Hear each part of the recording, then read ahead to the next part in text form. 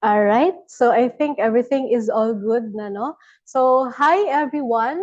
Good evening, no, to all of you. Welcome to the Invested Learning Journey by First Metro Sec. So this is where we guide you step by step from the basics to confident investing. I'm Joanna Blanca Ramos from the Investor Education and Development Department of First Metro Sec, and I will be your host for this evening's journey. Together with me is Miss Renee Estuata from the Digital Channels and Marketing team. So she will be providing some technical support, no, along the way, all throughout our session. So if ever you have some questions, feel free to use our chat box. And also to everyone here, again, thank you for spending part of your evening with us. So we truly appreciate you being here. But before I dive in, I just want to make sure, no, if everyone, we are all connected. So to our attendees here tonight, can you please type in yes if you can see my presentation and at the same time hear me clearly, no? Okay?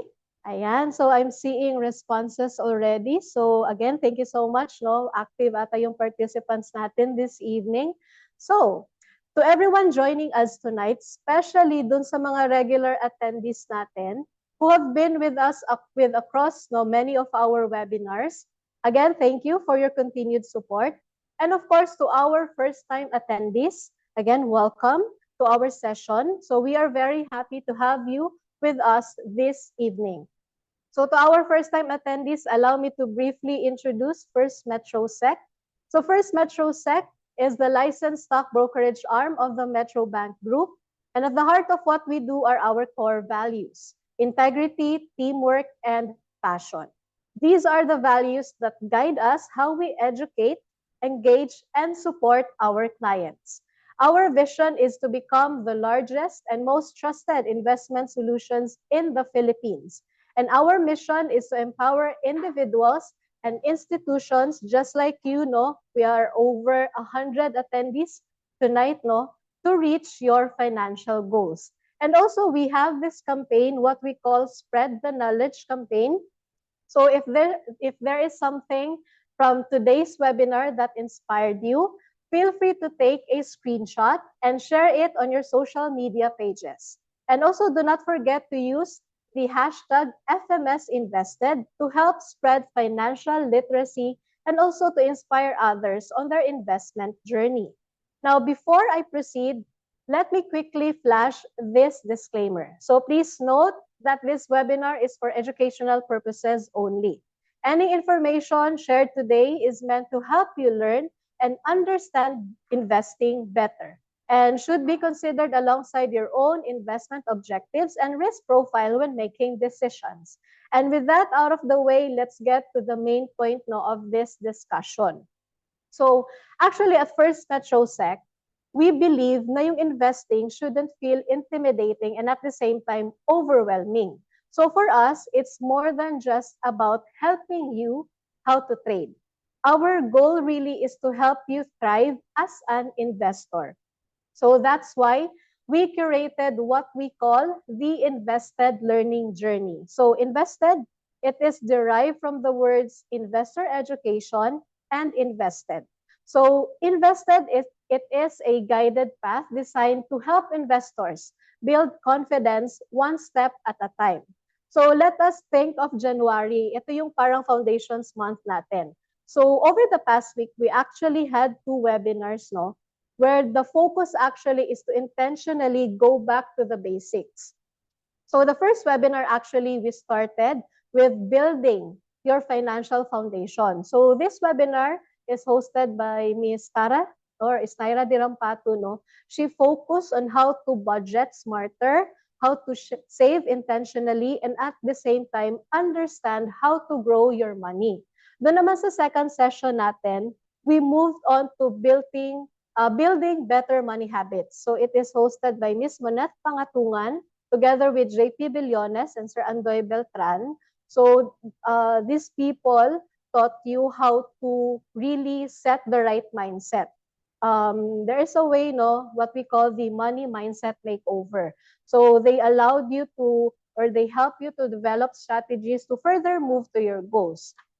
So in this evening, before I move forward to our discussion, I want to check muna, a quick attendance check lang. Sino ba dito ang nag-attend doon sa mga past sessions natin?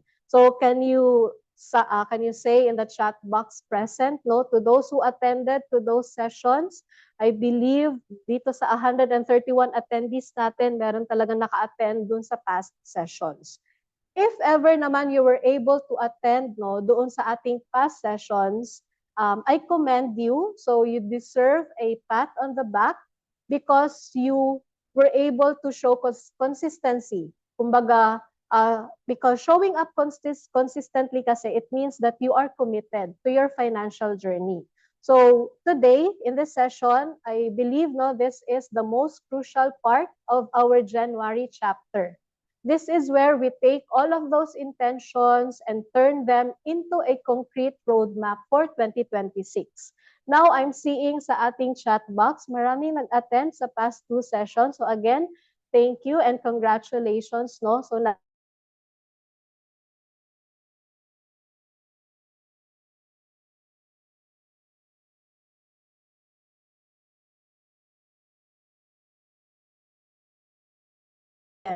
kasi yung goal setting, it's not just about doing some notes sa inyong journal and at the same time writing down the numbers no, on a piece of paper, all your goals, and at the same time the status no, of your financial goals. For me, it's really about commitment. So goal setting is about turning intentions into action. This is also where we create yung systems that fit us. It is the system that motivates us even there are times na medyo parang discouraged na tayo when we see the numbers are not really achieving our goals, no? And also goal setting is a big part of it talaga is to partner, to choose no with the right partner to grow with. Kaya in this evening, we have a guest speaker from PEMI, Miss Nelaine Carino. She will help us understand how to properly fuel these goals. So Miss Nelaine will help us connect financial goals with our long-term strategies, and at the same time, she will share how selected PEMI funds can actually serve as the engine that supports long-term growth. So again, Ms. Nelaine brings with her extensive experience in the investment space and a strong focus on helping investors align their goals and appropriate investment solutions. Now, everyone, help me welcome no, sa ating virtual floor, Ms. Nelaine Carino. So, Ms. Nelaine. Hi, thank you, Miss Joanna. So let me just share my slide. Okay, let me know if it's visible na and moving. So let me just try to move it. Visible Yes, naman and visible. moving. All right. Yes. Okay, Thank you. thank you. Okay, so let's start. So again, hello everyone and good evening. And today we're going to talk about how to set and stick to your 2025 financial goals. So what we wanted actually is to have a clear, simple, and actionable sessions para at least after this, you can start or taking steps forward to your goals. So ano ba yung mga goals natin previously and how are we going to stick with that? So before we start, may mga questions tayo and there are actually common na naririnig natin when we're doing our goals, 'di ba? Like ma- most of them or majority ng naririnig natin or nare-research natin is ilista mo or list down all of your goals. Like this year, after next year, how many years, lahat. As in your dream, ano pa, ano yung gagawin mo for short term, medium term, and long term. Although, one of the problems maybe is yung na-overwhelm tayo to all of those goals. Kasi tama naman, especially if it depends on your time horizon, it depends on your age actually. Ano ba yung mga goals mo? Yung the younger generation actually, parang mas marami silang goals set eh. comparing to others. Though hindi naman natin nilalahat, no? So it will depend. Depende yun sa lifestyle mo. Pero pag tinitignan natin yung goals natin, sobrang dami, no? Overwhelmed tayo. So ano ba yung first thing that we need to do? Definitely, we need to recheck our goals. Kasi yung goals natin, pwedeng ginawa natin siya last year, pero hindi na siya nag-a-align sa current situation natin or sa circumstances na nangyayari. We have unforeseen circumstances, mayroong mga urgent, mayroong emergency and whatnot. So, i-recheck natin and let's try to align it today. Okay, so what are we going to do for this for tonight's session? So, what we're going to do is number one, we're going to set first or recheck our 1 to 3 goals muna. So, wag mo ng 10. Okay, let's try na ano ba yung pinaka-importante sa lahat ng goals mo. And then, let's build a system. Tama yung sinabi ni Ms. Joanna kanina. Lagyan natin ng sistema in everything we do, even sa araw-araw naman na daily things, daily task natin. Kailangan meron tayong sistema para we know where we are and ano yung ending natin. So we have a start, we have an end. And ano yung mga challenges on the way para at least nakikita natin. And of course, we need to have a monitoring. Nasa na ba tayo? Kailangan ba natin mag-adjust? Or kailangan ba nating mag-tweak? Or kailangan ba nating baguhin ito? Meron certain or on track ba tayo? So that is very important. But before that, of course, ano ba yung common traps na nangyayari? Which is number one, what I've mentioned earlier, no, yung masyadong vague or masyadong maraming goals set na hindi tugma sa current situation mo. And sa sobrang dami ng goals mo kasi, commonly, sabay-sabay yan, sabay-sabay mong iipunan. So why not, let's focus on the most important things. Like, for example, in comparison, you have 10 goals na sinulat. Iniipunan mo siya ng 100 pesos. Okay, for example lang, 100 pesos each goal. So meron kang 1,000 sa 10 na yon. Why not yung 1,000 na yun, ilagay mo muna dito sa pinaka-importante. Okay, just to illustrate lang muna. Okay, so yun yung isang common traps. Ano pa? Wala tayong sistema. Again, yes, willpower and motivation is great, but sometimes hindi siya present palagi. So how are we going to motivate ourselves if there are moments na parang nadadown tayo? We are people. We're not perfect, no? So there are moments na medyo parang struggling yung situation natin. So ano ba yung best way to really do that? So the fix is clarity, defaults, and review. Pag sinabi natin clarity, again, ano yung ultimate goal natin? Kumbaga, commercial nga, no? I'm not gonna say the commercial, pero para kanino ka or para saan ka bumabangon? Bakit tayo nagwo-work? Bakit ka nag-iipon? It all goes down to whys and hows. Diba? Then yung default mo, kailangan consistent and committed. So, kapag nag-set tayo ng goal, of course, hindi lang dapat siya written paper. Kailangan by heart and by mind. So, yung mindset natin talaga, gagawin natin to. Ito yung deadline ko, ito yung date ko, kailangan magawa ko to. But then again, it will depend still sa magiging situation mo. But ito yung way or ito yung basic system or na pwede makatulong kung ano ba yung dapat natin gawin in the future or for our goals to be para mag-stick tayo sa mga goals natin. And then definitely review. Again, very important. Review natin siya. So, step 1. Choose 1 to 3 goals. Okay. Kapag sabay-sabay, again, yun nga, medyo na-overwhelm tayo. So, the rule of thumb, meron tayong isang primary goal, meron tayong isang second goal, and optional is yung nice to have. Kumbaga, parang if you wanna travel, ano ba yung parang reward mo sa sarili mo or to your family. Para mas madaling pumili ito, meron tayong 4 buckets. Okay, so safety. Ano ang ibig sabihin ng safety? Emergency fund. Or buffer mo. Just in case na may mangyaring hindi natin inaasahan, in which, in reality, it happens. Okay? Freedom mo. If you have debt, ano ba yun? Ano yung mga yun? Cash flow mo.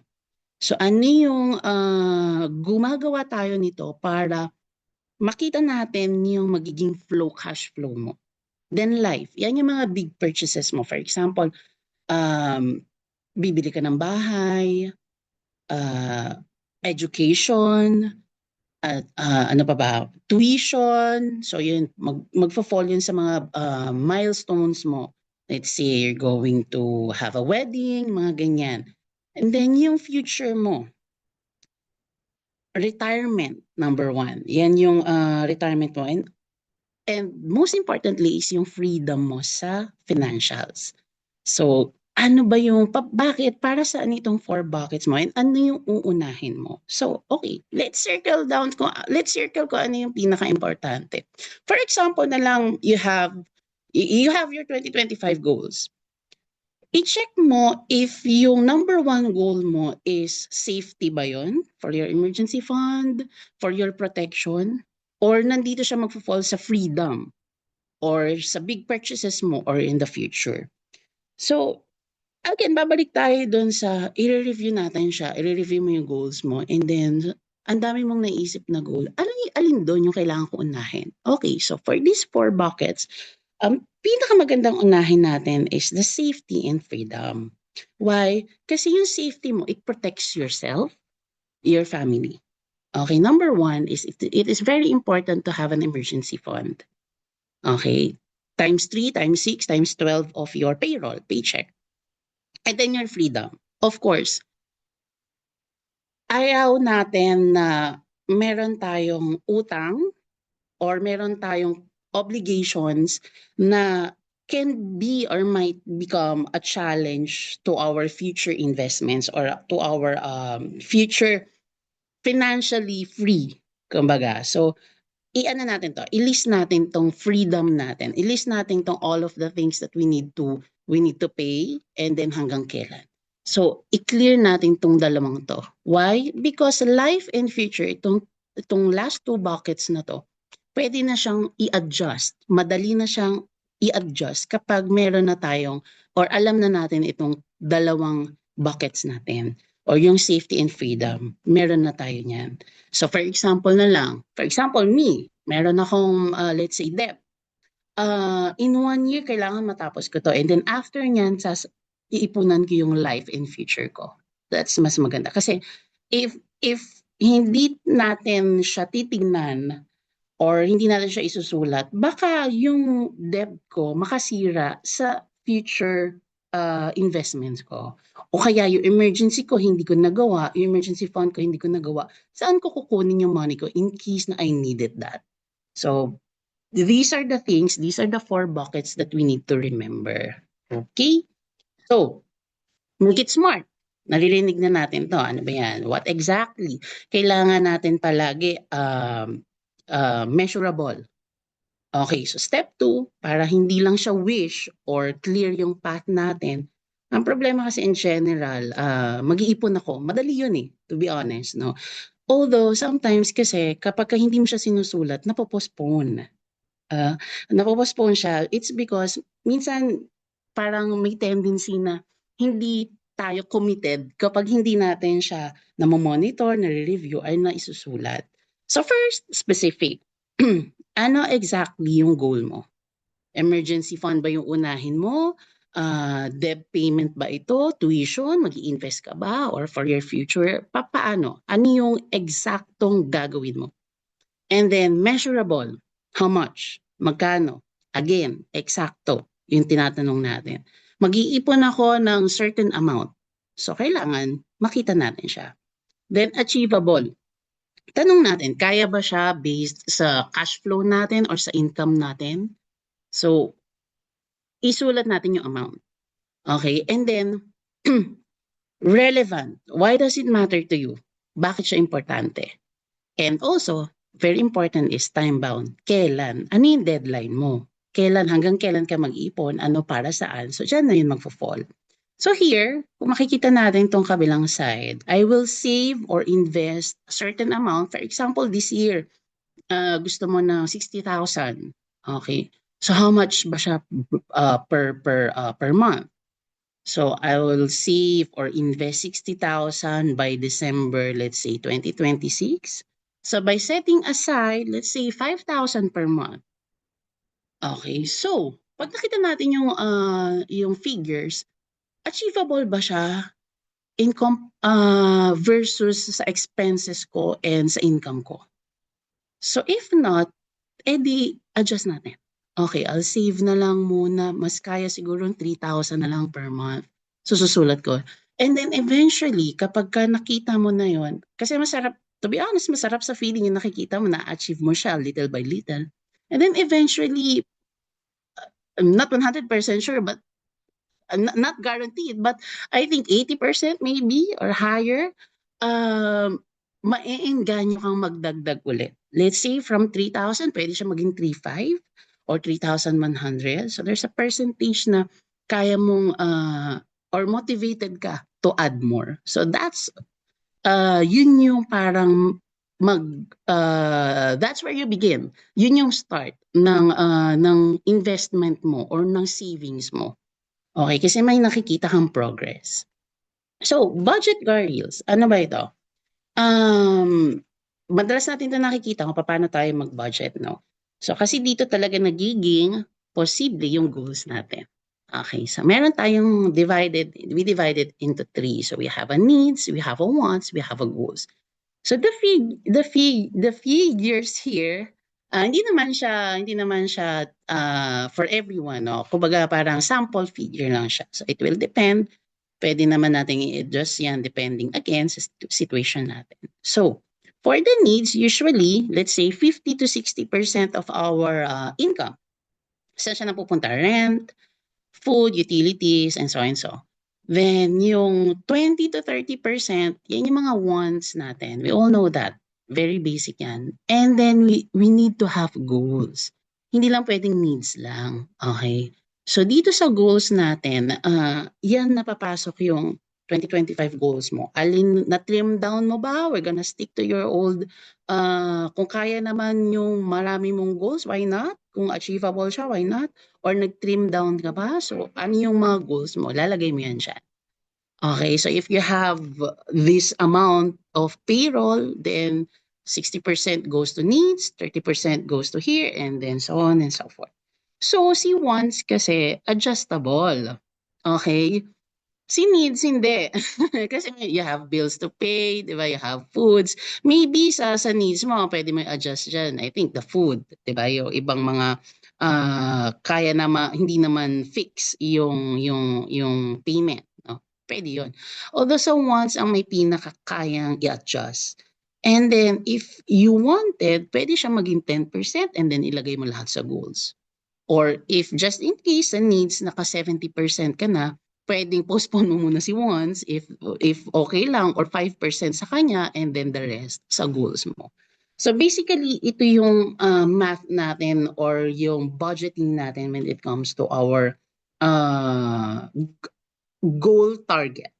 Okay, so yan yung pwede nating gawin para at least achievable lahat ng mga goals natin in mind. Let's say this year or maybe after 3 years.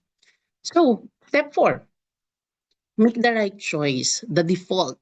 Okay, sa pag sinabi, automatic. Kasi kapag automatic, it will lessen the decision making and temptations. Why? Parang, let's say, sa payroll mo, you've decided na, okay, yung 30% ko, isi-save ko muna. I need to have my emergency fund first. So, i-schedule mo na siya sa payroll mo na dadaling ko to dito or i-save ko tong 30%. O kaya yung 10% i-invest ko siya. So, gawin mo na siyang automatic.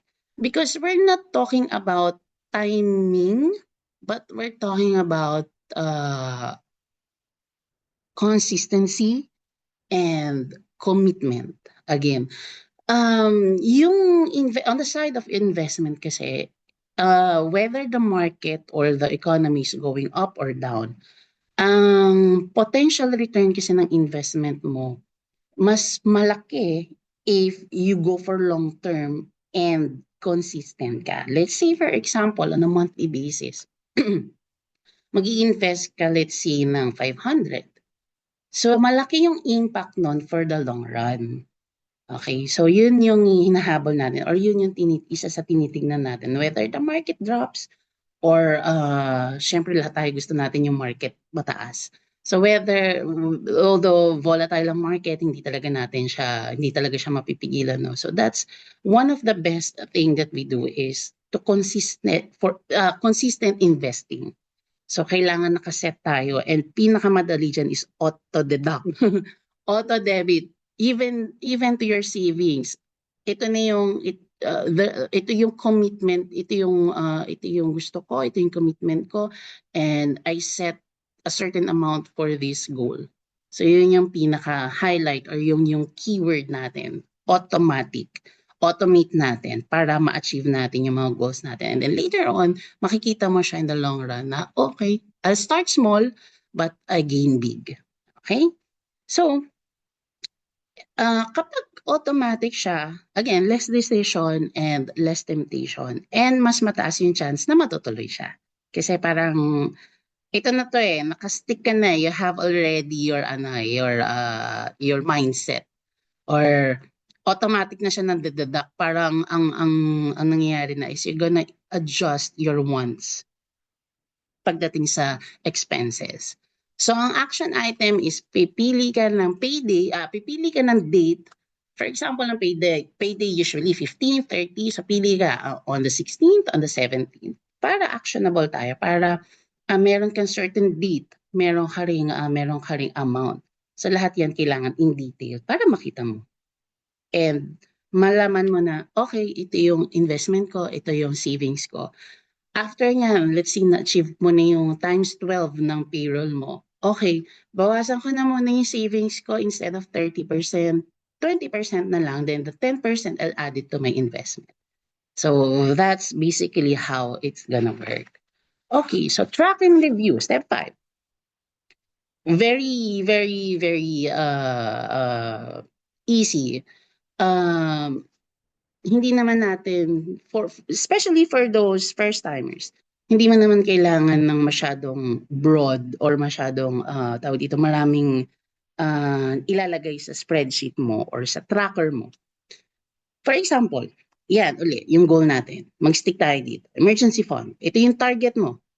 Very important that you have a target. So this month, ito yung isi-save mo.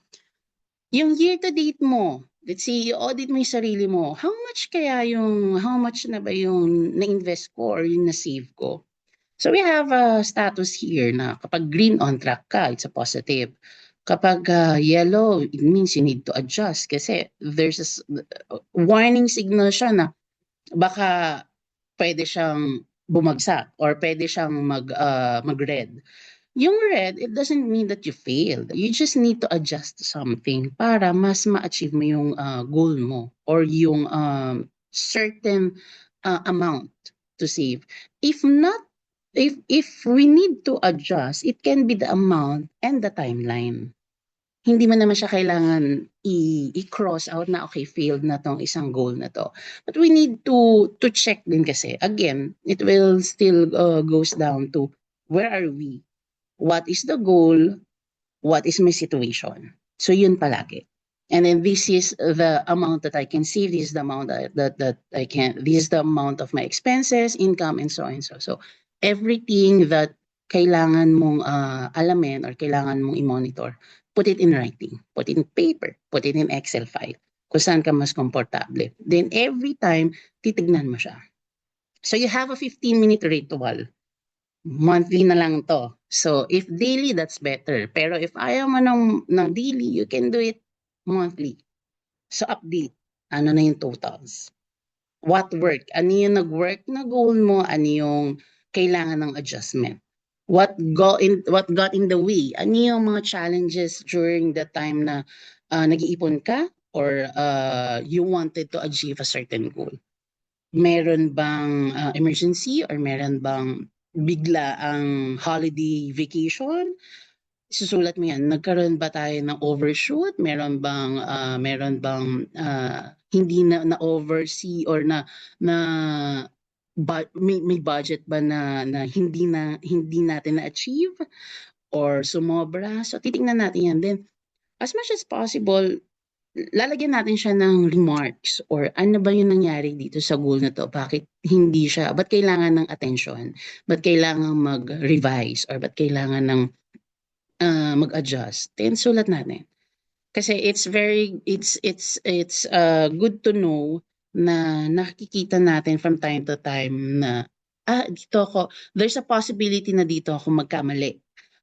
Historically, kumbaga parang ourselves, kailangan ko ng discipline more dito sa certain area na ganito and so and so.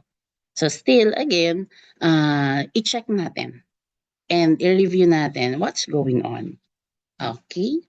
So, let's put it all together. We have 5 steps, no? Ito yung pinakasimpleng principle. So match your goal timeline to your strategy, of course, and to your fund type. So, iba-iba yung approach na kailangan kapag you need the money now versus for long term. So, iba yung approach dyan. Minsan, we choose a fund or type of investment because of hype or sinabi ng kakilala natin. But the thing is, whether you read it, whether someone says that it's good, it will depend on your comfortability on the risk. So personal checking mo to. If may mga nabasa ka or may narinig ka na this one is good, this one is good, you check their strategy, you check their performance, that's basic, but then recheck yourself also. Meron ka na bang emergency fund? And also, yung risk mo ba is match doon sa fund na kukunin mo or sa investment mo? So going back doon sa goals mo, you have short term, dito siya pupunta. Meron ka medium term, dito siya sa gitna, sa yellow. Then you have long term. So for your short term, syempre yung protection ng cash mo, stability, okay, yung liquidity ng investment mo. If you put it in a fund na for long term, hindi siya magmamatch. Okay? So sa medium term naman, ano ba yung mga kailangan mo dyan? Let's see, for example, you wanted to buy a car. Okay, so ano yung kailangan mong i-investan dyan? So medyo lower swings lang. Kumbaga hindi masyadong, not that too aggressive. Okay, so ito yung mga, let's see, balance or depending on your again on your risk, and depende pa rin yan sa magiging strategy mo.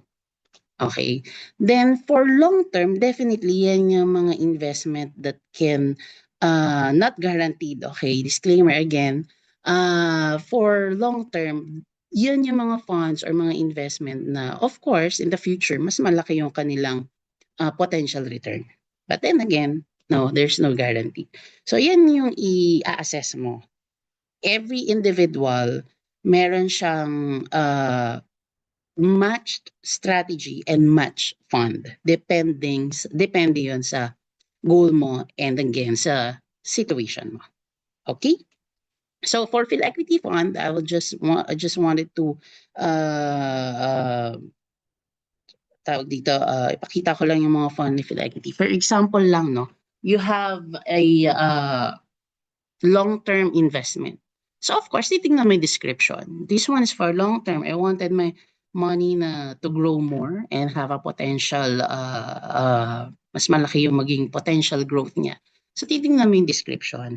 But not only the description, of course, kailangan mo rin basahin yung mga ano niya, kung saan siya ini-invest, ano yung holdings niya, and then what are the fees involved, and ano-ano yung mga kailangan mo pang malaman. So all of this, not only equity, but all of the funds that you wanted to invest in, or the stocks that you wanted to invest in, kailangan malaman natin yan. So for example, nakita mo na siya, for long term to, okay, I think this will match my goal. So check. You need to check, and either you check or research or call the asset management. Okay? So just to summarize, this is our basic or clear sessions for tonight. So uh, for this presentation, we wanted lang to give you a brief summary. No? So number one, clear your goal. So let's do it, or make yung guidelines natin is yung SMART. And dapat merong amount, merong deadline, and merong kang target. Okay, and then the number two is automatic, para at least less stress, less temptation kasi automatic na siya na mapupunta ko sa savings man yan or sa investment man yan. And then lastly, monthly check-in. So this is very important. Adjust if needed. And double check palagi yung inyong mga goals. Especially if you're gonna stick to your goals or need mo siyang i-revamp. So that would be all. I hope meron akong na-share to everyone that will be clearly, and after this session, you'll go straight to your finances or go straight to your goals, and at least you review it and have it rechecked. Thank you, everyone. Ayan. So, all right. Thank you so much, no, Miss Nelaine, for that. Again, very clear, simple, and at the same time, actionable na discussion. So again, just a rundown, no, kung ano yung shinare ni Miss Nelaine. So it is important for everyone here to set their goals, kung ano yung goals nila, not just in 2026, no, pero beyond. And also build a system that actually matches your preference, from the budget, tapos other information like automation, and at the same time yung consider also obstacles. And then lastly, tracking and adjusting is also important. Now again, everyone, since we've talked about what goals to set, it also able to identify us, no, kung why important yung discipline. So let's move on naman to the next part, that is putting it into action. So at the next part of our session, actually, I'm going to show you a sample spreadsheet, no, ng ating personal finance. And at the same time, I am going to give a quick walkthrough of our first MetroSec platform, where I will show you how to easily access yung mga PEMI funds Miss Nelaine showed earlier. So before I do that, no, let's give muna Miss Nelaine a few minutes for a short break, and then we'll call her back sa ating Q&A session in a while. So, all right. So everyone, let me just share to you. Ayan. So I hope this is visible already. Ito yung sinasabi ko kanina na personal finance spreadsheet. Actually, you can download this one, but with the internet, dami na rin tayong makikitang spreadsheets available. And at the same time, if you want yung more customizations, actually meron din siya. But for this evening's discussion, I'm just gonna show you a sample of a personal finance. So let me just switch my screen, no? Ayan. So I hope it is already visible. Okay. So again, this is just a sample personal finance na spreadsheet. So I'm going to give you a quick walkthrough na din. So the first one we have here, this is what we call yung dashboard. So before that pala, no, you will find different tabs available sa ating spreadsheet. From the dashboard, the dashboard, it gives you a quick snapshot of your net worth.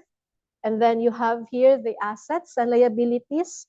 Yung numbers, no, those numbers break down in more detail in terms of what you own and what you owe. And then meron din tayong financial goals and financial plan tabs to help you define kung ano yung goals ninyo and how to get there. And also, merong salary tracker and budget plan to show how much you can realistically save or invest. And then tracker tabs to help you monitor your progress over time. And then for advanced investors or yung mga long-term na sa investing, meron tayong passive income earners and the asset allocation that focuses on yun nga, long-term wealth building. So let's go to the dashboard. So again, just like what I said, yung dashboard, ito yung inyong financial snapshot. It shows your net worth at a glance and also a combination of your total assets and total liabilities. So it sets you also, no, kumbaga ito yung pwedeng starting point ninyo for 2026. So let's move on to the next tab.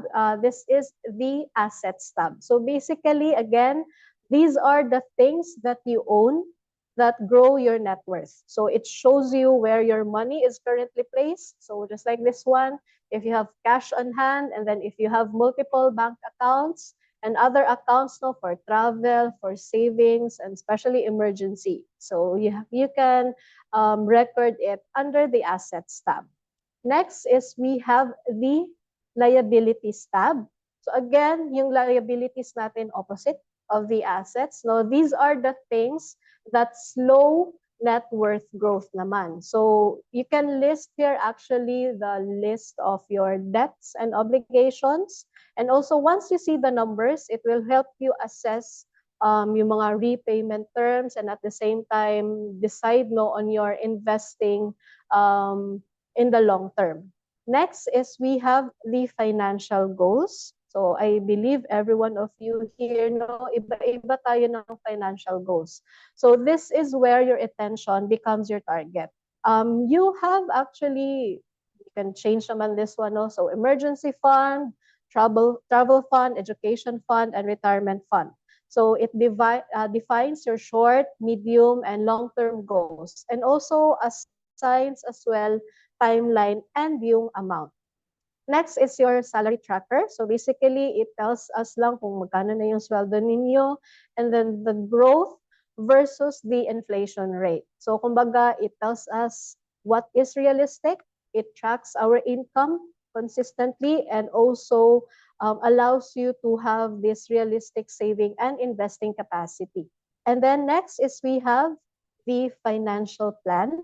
So the financial plan, this is where you connect your goal today or your today's numbers no, to your goals in the future because it aligns your income, your goals and investments and at the same time, para na din siyang simple roadmap. So as you can see here, you will see your age and then the age that you plan to retire.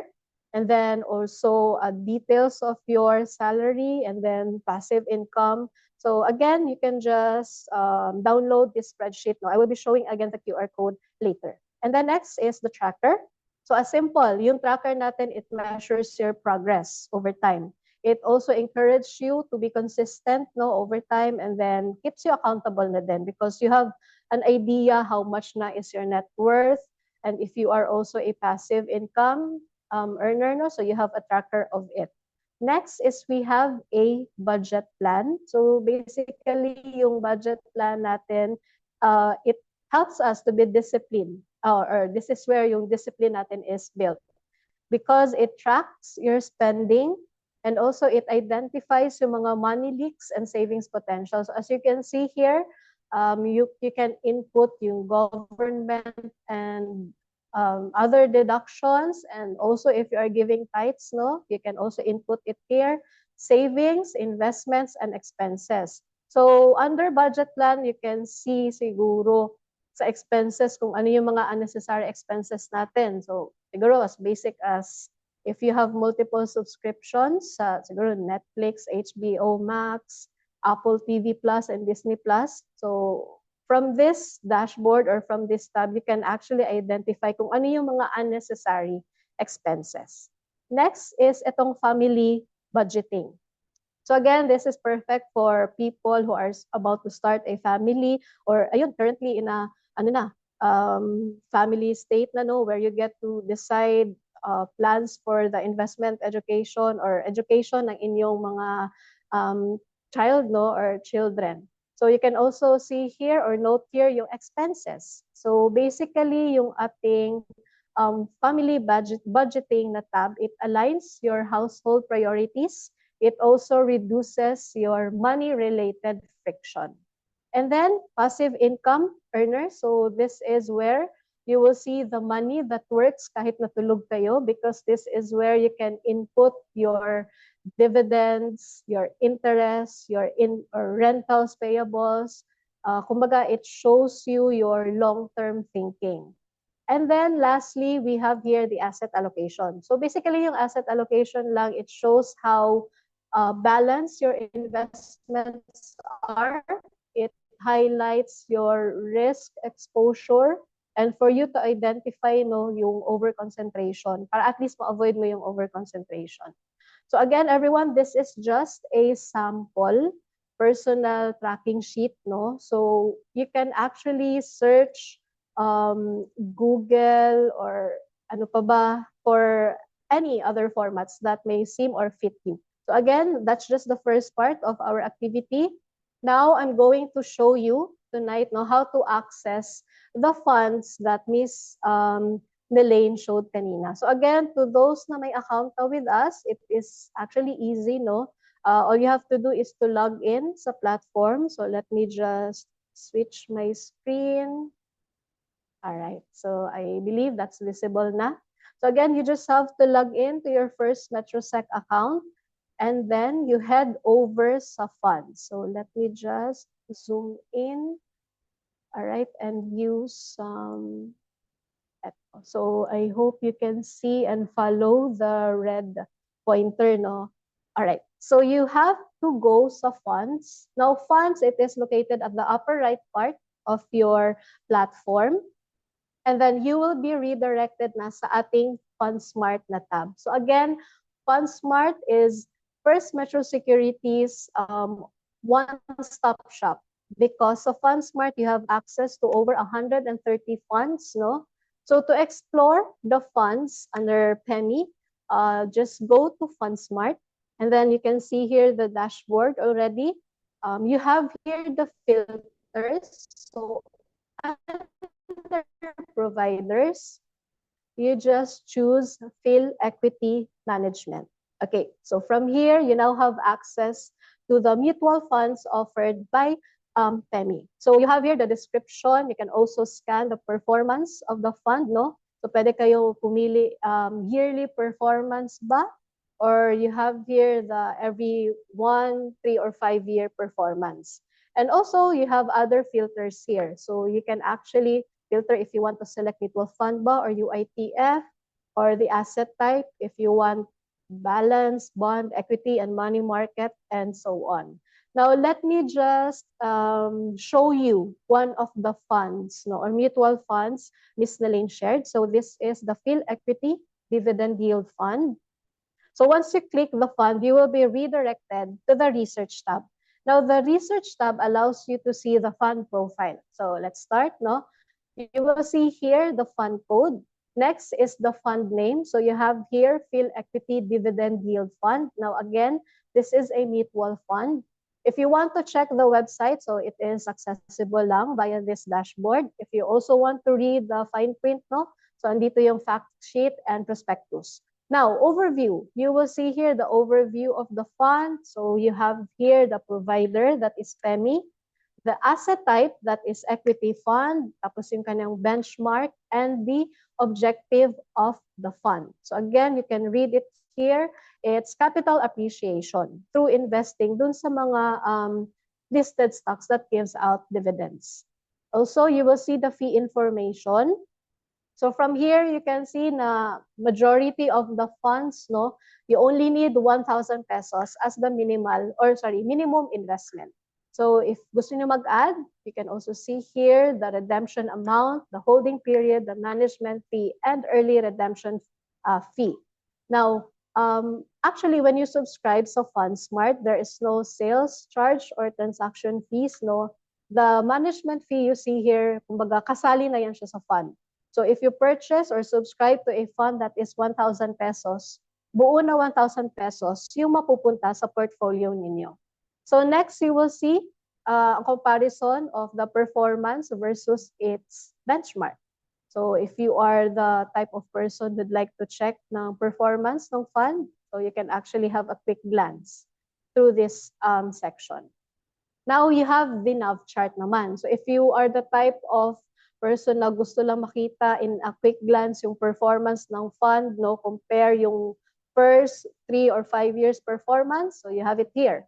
Makikita nyo yung 1-year performance ng fund, the 3 years and 5 years. So as you can see, this fund is actually performing well. So you will see also the top holdings and the fund allocation. Now, if you like the fund, subscribing to it actually is, again, accessible lang. As you can see, the subscribe button above no, ng risk rating. If you want to subscribe to the fund, just click subscribe. Oh, sorry, I have to log in again. All right. So again, it's easy lang to subscribe to the fund through the research tab. Okay, so you just have to click subscribe and then input the amount you want to invest in. So again, its minimum is 1,000 pesos. So if okay ka now with this transaction, you just have to click subscribe and input your account password to confirm your order. So you can check on the previous orders and you can check also dun sa history ninyo. And then if successful na yung transactions, you can head over sa portfolio. Doon naman sa portfolio tab, you can actually see no, a consolidated portfolio view of your holdings sa funds. So by default, you have here the ledger. You can also have a combination of the donut chart and the ledger. And also, if you want yung pina-chart then, so you have there the line chart. And also a combination of the donut chart and the line chart. So baka pansin nyo blank yung information, it's because I am using a demo account. But once you start subscribing to the funds using your account, you will see actually this consolidated portfolio na meron ng mga information.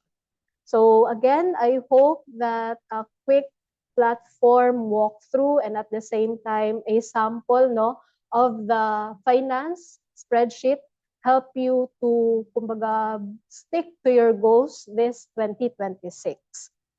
So again, everyone, let me just share a few things about First Metro Sec. So just like what I mentioned kanina, no, you can not just invest sa funds, you can also invest in stocks and bonds because your convenience is our priority. That's why we've made our platform a multi-asset investment platform. It gives you access to everything you need all in one place. So whether you want, again, to invest in these different assets, no, so one account with us is actually okay na. No need to switch between different apps or manage multiple providers. So with First Metro Sec, all-in-one na yung platform that makes investing easier, more efficient, and at the same time aligned with your financial goals. Especially helpful ito siya if you're managing different goals at the same time. Now, for those of you tonight, no, na wala pang account with First Metro Sec and who found value sa discussion and at the same time who wants to start investing sa PEMI funds, getting started is actually fast, convenient, and seamless. Kailangan nyo lang gawin is to download the First Metro Sec Go app and sign up from there. Mga requirements, simple lang. Again, proof of identification, proof of billing address, proof of settlement bank account, 3 specimen signatures on a white piece of paper, and the 1,000 pesos initial deposit. Now, yung 1,000 pesos, fully investable na yan siya. Once nag-reflect na yan sa account ninyo, you can actually subscribe na to any of the PEMI funds available. So this is also something you can do at your own pace. So no rush yung account opening. You can finish or continue the account application in 30 days. And also, quick reminder lang din, during the registration kasi you will be asked, how did you learn about us? So do not forget to input the event code Jan29. So it is the date today. So again, everyone, account opening is easy lang. So as we are about to close this session. Again, I want everyone to remember, no, na yung January session natin was all about planning. Pero aanhin mo yung mga plans mo if you don't put it into action, if you don't move forward. So again, yung January, it is about the map. Now let us move forward to February naman. That is about actually moving toward your goals. So our upcoming sessions this February will focus on simple, accessible, and consistent investing. So it will really help you to turn your plans into real action. So again, if tonight's session help you gain clarity, February will be more of gaining momentum. So we hope you'll continue this journey with us, no? So we hope you stay invested, you stay curious, and of course, we also want to see you, everyone, this February. So also, I'd like to share quickly lang about First Metro Sec. We are a regulated institution under SEC, PSE, and BSP. This means you can be confident that the platform and the services we discussed tonight operate within the proper regulatory framework. We also want our investors to feel informed, protected, and supported. So we'd love for you to stay connected with us after this webinar, no? So if you need assistance, you may reach us at customer service at firstmetrosec.com.ph. You can call our hotline or you can visit our help center. We also want to invite you to be a partner with us for a free financial literacy session. So if you'd like to be part of a growing community that helps Filipinos elevate financial literacy, simply scan the QR code and feel free to invite us for a free financial literacy session. And lastly, to stay updated on our upcoming webinars, lalo na this February, no? Also, yung mga learning sessions natin and market insights, please scan the QR code and follow the official social media pages of First Metro Sec. And ayan, before we head over sa ating Q&A, let me just quickly share to you our feedback form, no? But again, later I will be showing this again, and Miss Renee will be sharing sa ating chat box quick link ng ating feedback form. Now, we will be opening our floor, no, for questions, but let me just prioritize those advanced questions you submitted during the pre-registration. So again, I'd like to welcome back to our virtual floor, Ms. Nelaine, to answer the advanced questions our attendees now submitted. Hi, hello. Ayan. So, okay, I think okay na tayo, Ms. Nelaine. No? Let's move on to our first advanced question. So, how to set goals while bouncing back from scratch? Okay, number one is you need to build first your emergency fund. Again, before we invest, it is very important to have your emergency fund first. And then set again your goals. Okay, so recheck. Pwede mong gamitin yung previous goals mo or renew it. Then again, assess again. Ano yung current situation ko now? Am I clear? Meron ba akong kailangang obligations for the year? Natapos ko ba to one by one? Kaya pa ba? So, isulat natin yung goals natin. Minimal goals or lahat yan, but yung mindset natin is again, ano yung pinaka-importante. And then from there, let's do it, let's write it and assess yung income or yung flow yung cash flow natin. Then from there, makikita natin ano yung kaya, ano yung hindi pa kaya. So but number one, definitely before we invest and recheck our goals, definitely we suggest that you have first your emergency fund. Yes. All right, thank you, Ms. Nelaine. Now, moving on sa ating second advanced question.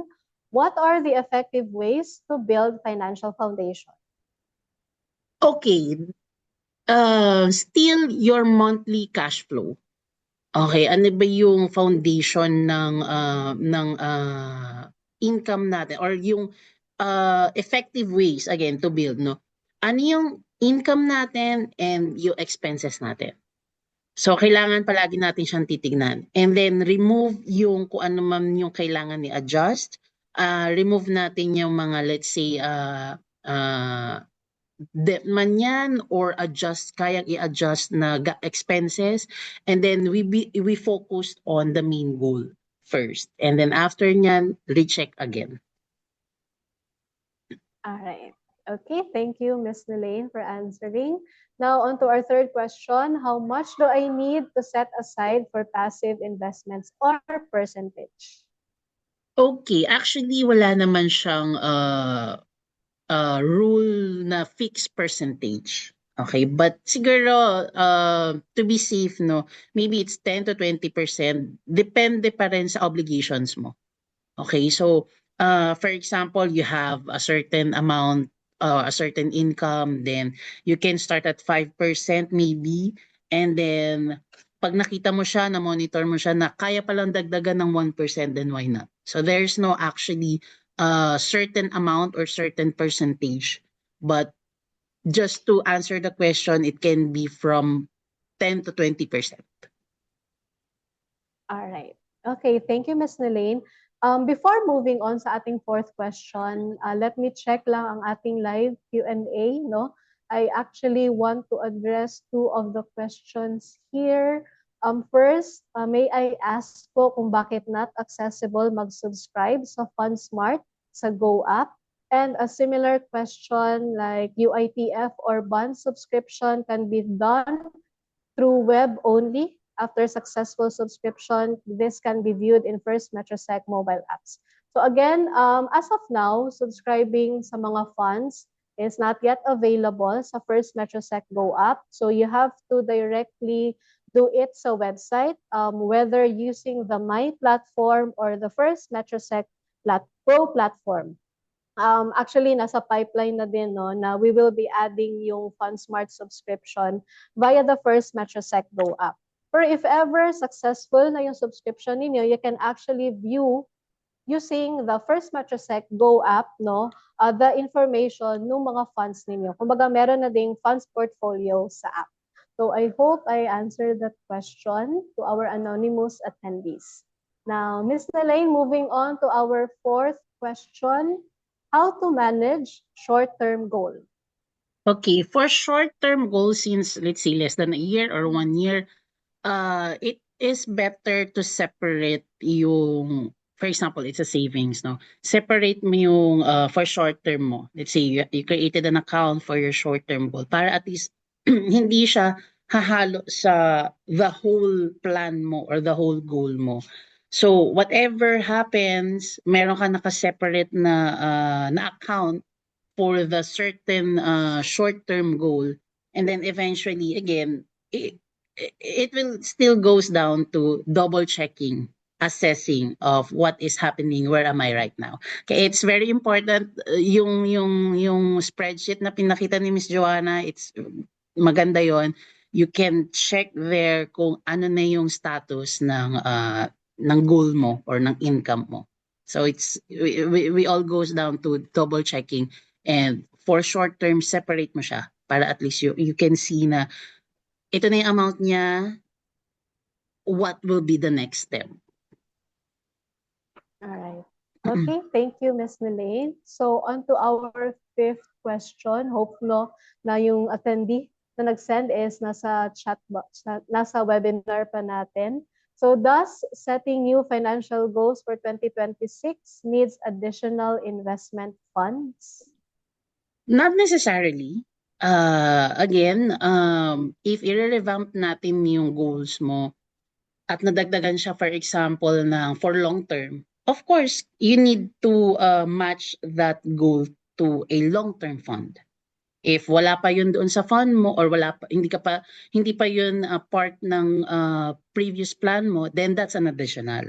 If not naman, you can retain doon sa funds mo or kung ano na yung meron kang plan, then just add an investment or additional percentage for that para at least mas mag-grow yung investment mo or yung goal mo, and then after nyan, if again there's another or mayroon kang excess investment or cash to meet, then that's the time na pwede kang mag-add ulit. But hindi naman siya necessary to add on. All right. Okay.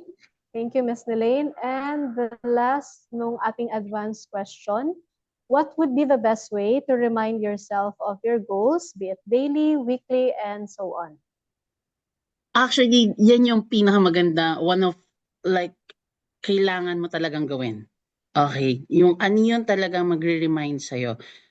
Me personally, I put it like a banner sa room ko na this is my goal, this is my financial goal, ito yung target ko.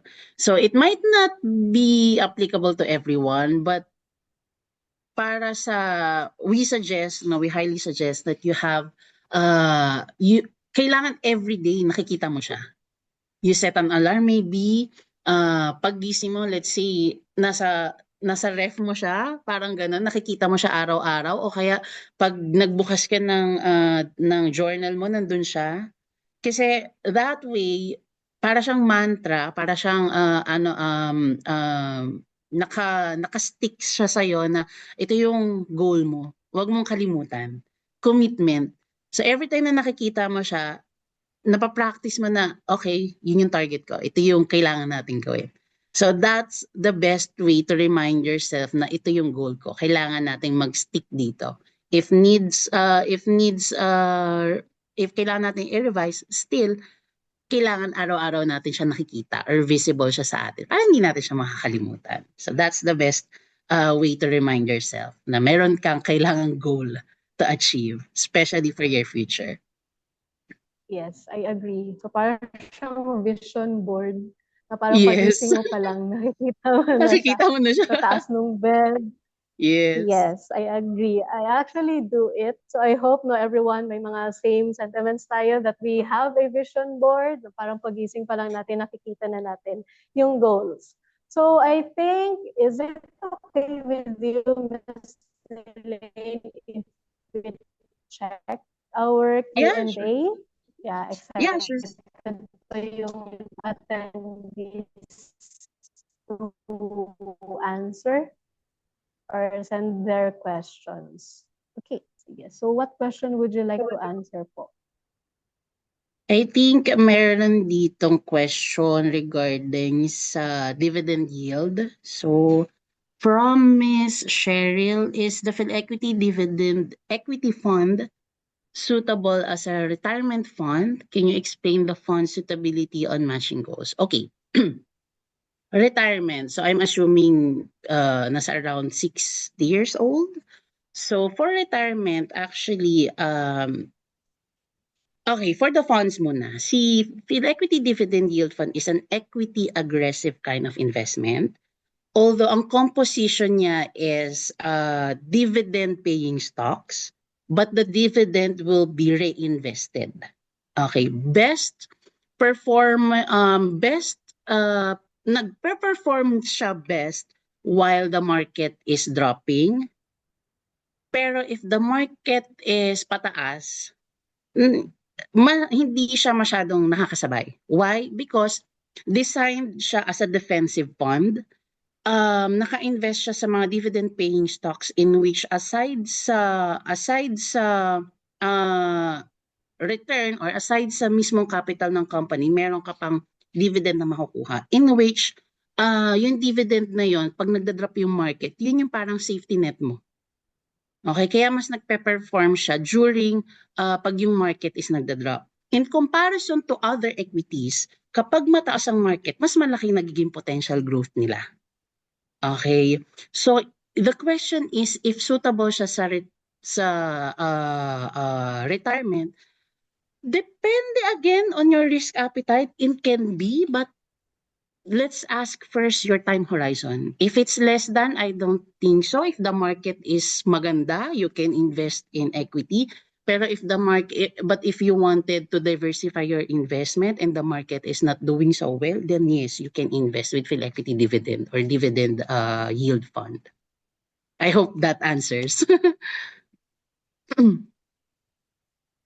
All right. To Miss, sorry, nawala na yung name. Ayun, to Miss Cheryl, I hope Miss Nalane was able to answer your question, no? So, eto, I think last na lang siguro because it's already 7:14, no? Merong question dito, is First Metrosec Pro available? So, actually, if you are checking kung available siya, yes, we do. If you want to check your eligibility, again, feel free to email customer service at firstmetrosec.com.ph. Because for you to access Pro, meron lang siyang guidelines, no? You need to meet those two eligibility guidelines. Okay? So I think ang dami pa sanang questions but we are actually running out of time. Medyo extended na din tayo. So it's already dinner time na din no, sa our attendees. Gusto namin na mag-dinner na din kayo. So again, before I officially close our webinar, let me just share again our QR for the feedback form. So if ever you have some suggestions, also some feedback, because your feedback actually helps us now continue improving our webinars and at the same time our learning programs. So kindly scan the QR code or check the chat box because Ms. Renee sent a quick link no, sa ating chat box. It will only take a minute and we'd really appreciate your comments and suggestions. And again, before we close, final words na lang siguro from Ms. Nelaine before we wrap up our session. Alright, sige, siguro for the closing remarks, so again, I want to share na it is always consistency and commitment. That's the two keys that we need to do. Na kahit na 500 lang yung invest mo or 1,000 or a minimum, kapag tuloy-tuloy yan, mas malaki yung magiging impact niya in the future. And always remember, okay, missing once is okay, pero if you miss twice, wag na nating ulitin. Okay? So, be consistent, stick to your goal, and review your goals and align all your goals to your current situation para hindi tayo nalolost. And when you invest, make sure to research, know the funds, and kumausap tayo ng mga experts when it comes to investment. So I hope tonight, ready na kayo to take your first consistent and commitment step. Thank you, everyone. Thank you, First Metro and Miss Joanna. All right. So again, everyone, with that, we officially closed our January Invested Learning Journey. So again, this is Invested with First Metrosec. So we want you to learn today. We want you to invest with confidence tomorrow. So we'll see you at the next stop of this journey. So see you next month, no? So again, everyone, to our 113 attendees, thank you so much for staying. Have a great evening, and we truly hope to see you in our February sessions. Thank you so much, Ms. Nalaine. Thank you, Renee, and thank you, everyone.